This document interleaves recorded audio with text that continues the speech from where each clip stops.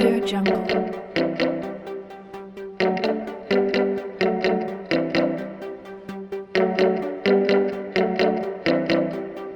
Audio Jungle. Audio Jungle.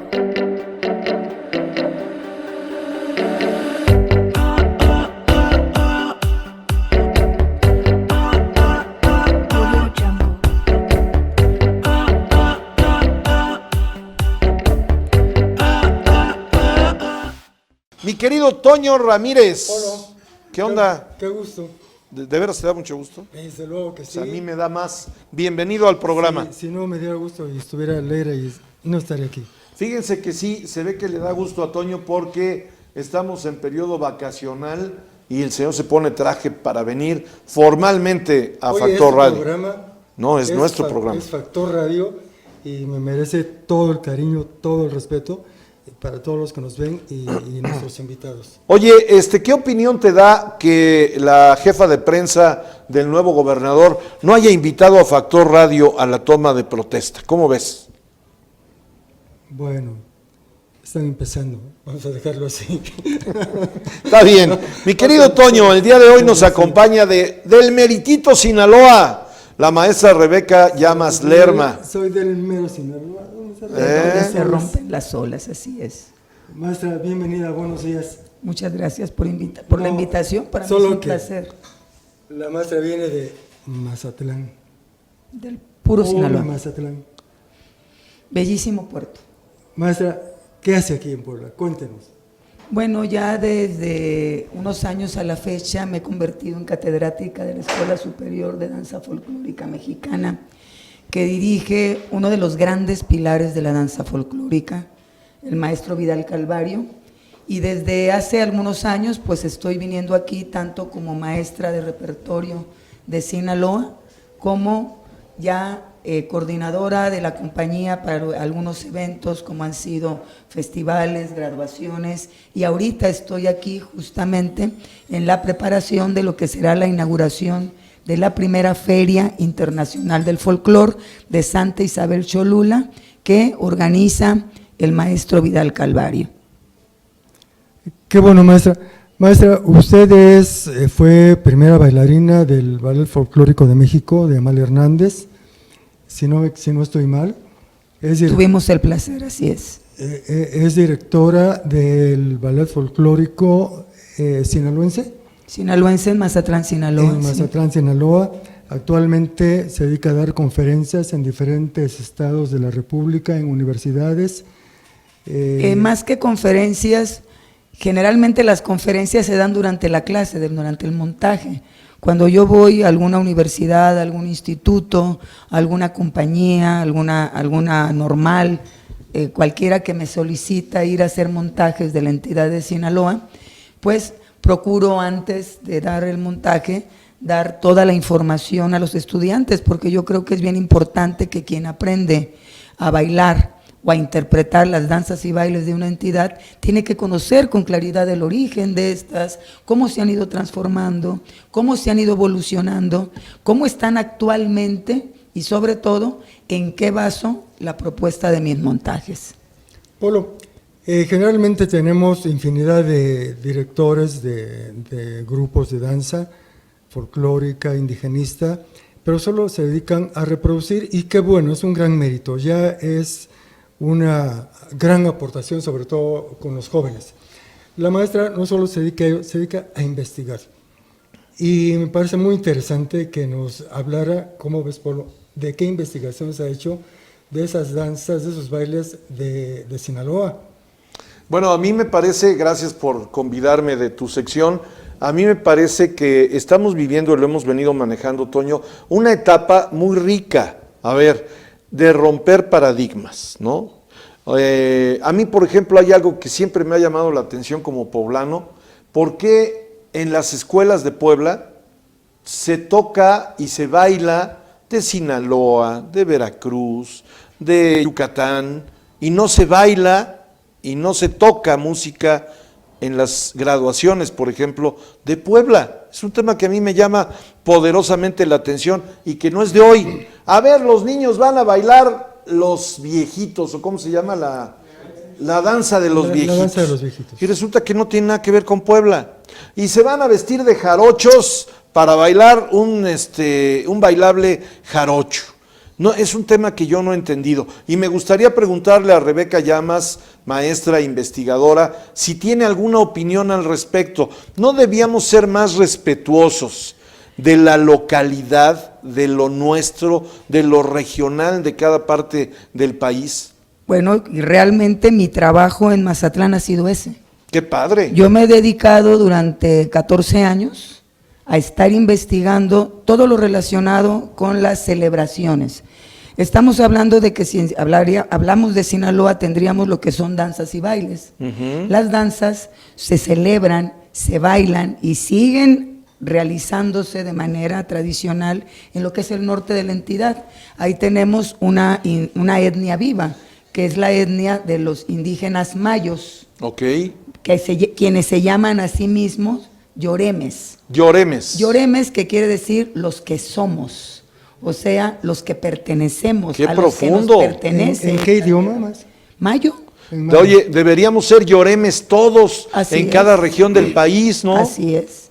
Y los lloris. ¿Estás de acuerdo conmigo? Estoy diciendo tonterías, No, maestro. pero me gustaría explicarle con Sí, detalle claro. cómo se manejan estas cuestiones y cómo las manejo yo, que usted Ok. me pregunta mi opinión, ¿no? Yo desde que entré y me propuse hacer el ballet folclórico sinaloense, mi principal preocupación fue justamente desarrollar repertorios propios de la entidad y darles un sentido didáctico. Qué padre. Por ejemplo, mi casa era el Teatro Ángela Peralta. En el Teatro Ángela Peralta nosotros estuvimos desarrollando Nada más, un programa que se llamó Vámonos todos de pinta al Teatro Ángela Peralta. Ese programa se desarrollaba con el Ballet Folclórico Sinaloense, el que yo estoy dirigiendo, y cada año estrenábamos un repertorio distinto. Por ejemplo, tengo la Semana Santa, Mayo Lloreme, que es toda la celebración de la Semana Santa que empieza desde el miércoles de ceniza y termina el domingo de resurrección. En este espectáculo se concreta toda la celebración de esos 40 días. Fue realmente fue una real lucha en mí poder ir discriminando aquello que iba a contemplar en un espectáculo de 2 horas. Sí, claro. Para concretar 40 días en 2 horas es muy difícil. Sin embargo, lo logramos. Posteriormente hice otro espectáculo que se llamó La Conquista con las Armas y la Cruz en Sinaloa. Todo ese espectáculo narra cómo llegaron los españoles a Sinaloa. La conquista con nosotros fue muy distinta a la del centro. ¿Ah, sí? Sí, completamente. Nosotros teníamos una organización social completamente distinta. No teníamos dioses en el sentido de una teogonía muy deidificada como eran las del centro. Nosotros, los mayos, tenían un solo Dios, el Huyahania, y el Huyahania es el monte. El indio mayo celebra a la naturaleza, por eso es la danza del venado. Ya. Por eso son todas esas danzas zoomórficas que tienen que ver justamente con la naturaleza. Entonces, Maestra, perdone, sí. la danza del venado, para que usted nos sitúe bien, ¿es de Sonora o es de Sinaloa? Bueno, aquí tendríamos que irnos a la historia. Hasta 1831, Sinaloa y Sonora conformaban un solo estado, que era el estado de Occidente.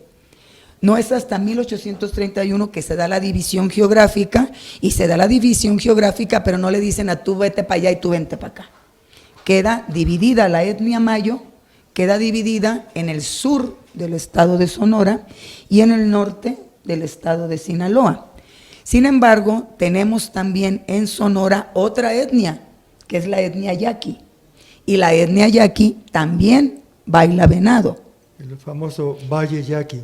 Así es. Entonces, si usted va a la celebración, a las distintas celebraciones como es el Día de la Santa Cruz, la Semana Santa, la Navidad, todas esas celebraciones que hacen los indígenas, ya de una manera muy sincrética, completamente sincrética. ¿Por qué?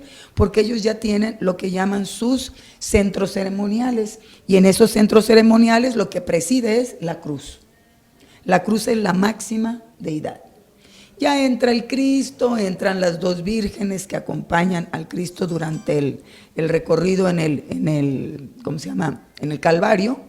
Sin embargo, a nuestra conquista, que es lo que no terminé de explicar, nuestra conquista se llevó a cabo de manera distinta. Las armas no pudieron. ¿Por qué? Porque los indígenas estaban conformados en diferentes grupos, entonces un español, un conjunto de españoles llegaba, tomaba y quemaba una comunidad y ya estaba siendo atacado por la otra.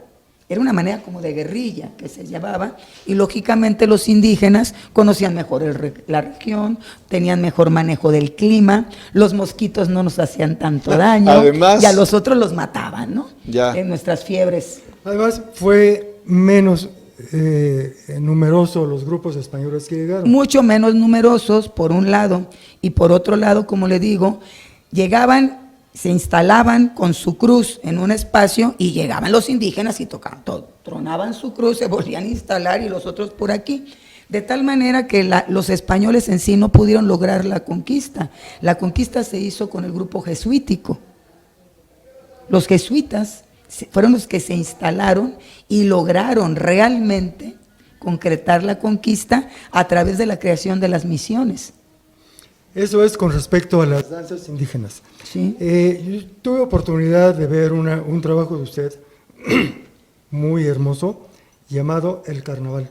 Carnaval, sí. El Carnaval, Polo, no sé si habrás notado, en nuestro país hay diferentes formas de representar el carnaval. Sí, claro. El de Veracruz, el de Tlaxcala. El de Sinaloa, el de Mazatlán. Y el de Mazatlán, que es uno de los carnavales más parecidos al de Venecia.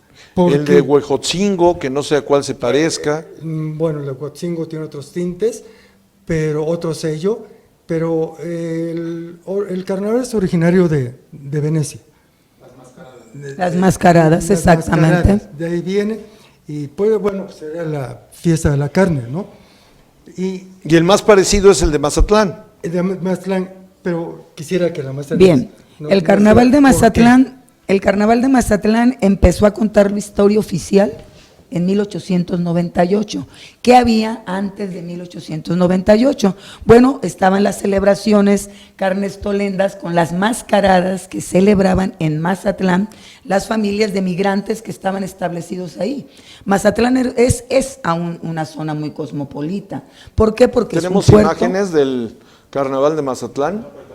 Vamos a buscarlas. porque es un puerto a través del cual llegaban y se comerciaban todos los productos que generalmente era oro, oro y plata. Las compañías mineras lograron establecerse mucho en Sinaloa. ¿Por qué? Porque alrededor de toda la Sierra Madre Occidental hay muchísimos emporios mineros. Okay. Entonces Mazatlán se convirtió en el puerto de entrada de las mercancías que venían de Europa y de salida del oro y la plata que iban a España.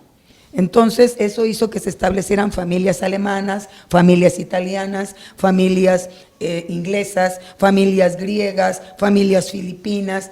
Todos los migrantes que veían en Mazatlán su gran potencial, lo estratégico de su ubicación geográfica, se instalaron en Mazatlán. Entonces esas familias europeas celebraban sus mascaradas en sus mansiones, mientras que el pueblo celebraba lo que se llama papaquis. Papaquis era un encuentro entre los dos bandos del puerto, que por un lado estaban los comerciantes y por otro lado estaban los pescadores. Ellos, el martes de carnaval, ponían en la calle principal un gran templete y desde temprano empezaba los papaquis. ¿Qué son los papaquis? El intercambio tanto de comida y de bebidas como de versadas.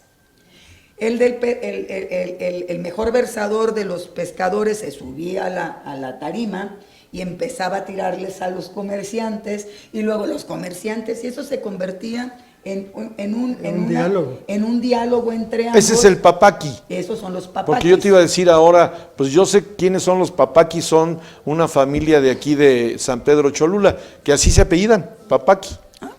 Estos son los papaquis, con ese. Ok. Entonces, en este encuentro, lógicamente, al calor del alcohol, pues terminaban en zafarranchos, los que eran los papaquis.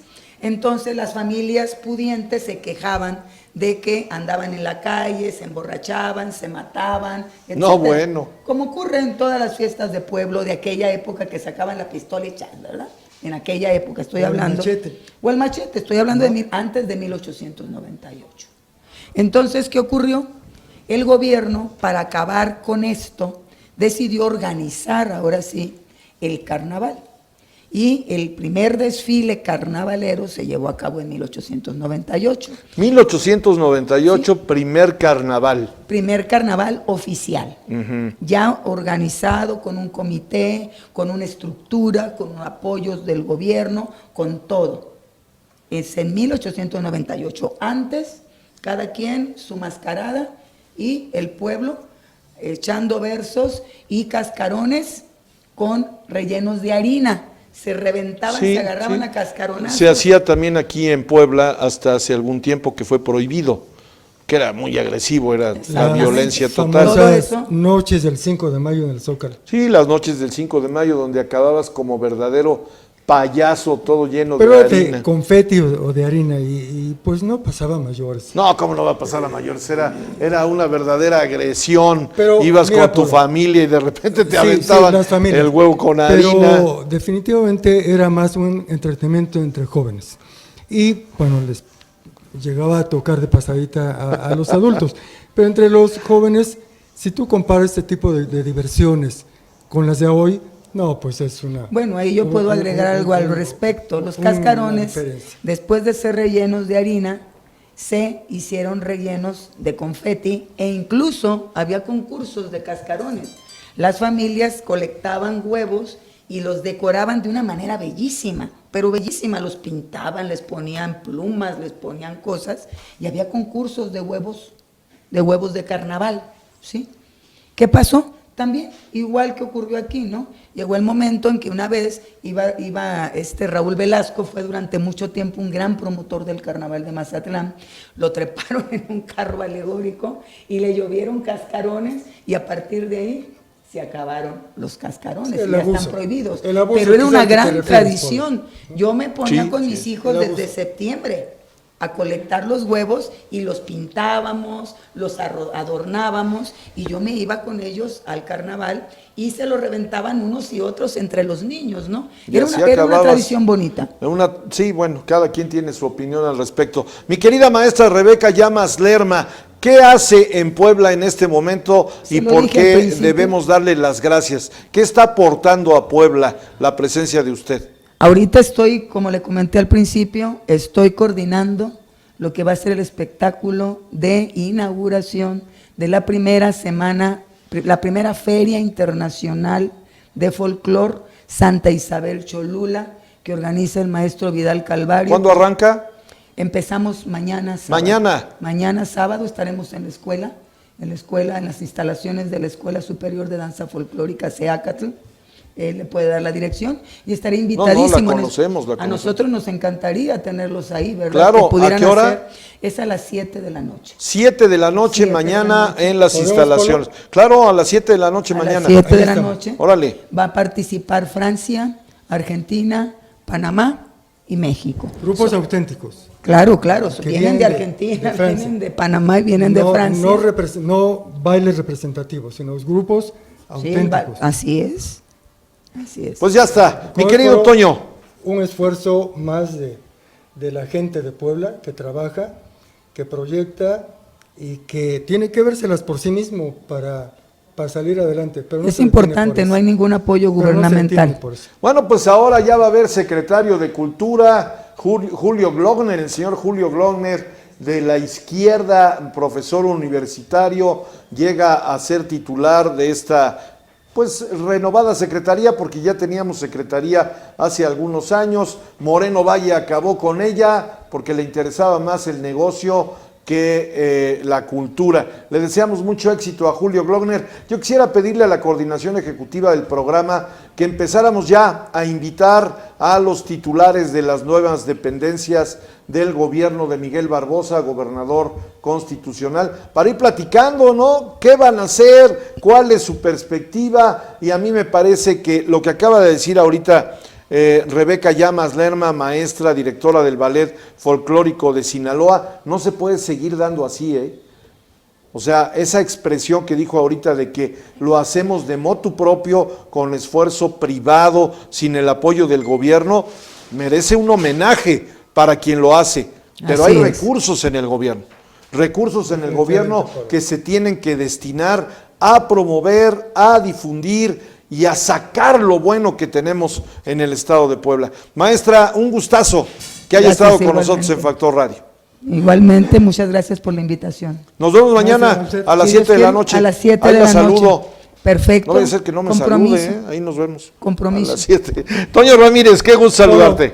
Con el gusto es mío. Quiero darte las gracias públicamente por que junto con la coordinadora Saraí Muñoz sacaron adelante el evento de los galardones 2019. Gracias, Toño. Hombre, fue un honor trabajar con la licenciada Saraí, un placer, un gusto enorme coordinarnos y hacer lo posible. Y viene más. Vienen Tiene que cosas venir muy mucho interesantes. más. Toño, Mucho. gracias. A ti, Polo. Echamos café en la semana. Gracias. Toño Ramírez en Puebla Mía, la sección de cultura en Factor Radio. Audio Jungle.